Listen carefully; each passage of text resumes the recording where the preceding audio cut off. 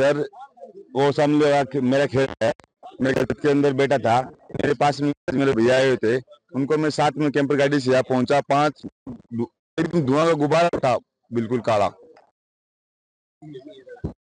Plain crash होने के बाद एकदम धुआं गोवा कोई गंदित रहा, और उसमें जो भी मतलब पायलट साहब जो तो ऑन एक्सपायर हो गए, उनकी जो बॉडी के पार्ट्स मिले अलग अलग मिले हैं। वैसे बयान उपलब्ध भी कराया दिया भी है धंधों में, और एक एयरफोर्स की डायरी भी मिली, साथ में एक एयरफोर्स की डायरी भी मिली थी। वो एयरफोर्स की डायरी हमने SHO राजेंद्र कमल जी को दे दिया।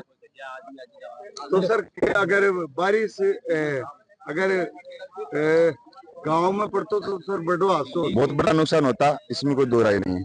मतलब पायलट की सूझबूझ, पायलट ने गांव को बचाने के लिए अपना अथक प्रयास किया था, ये कन्फर्म है।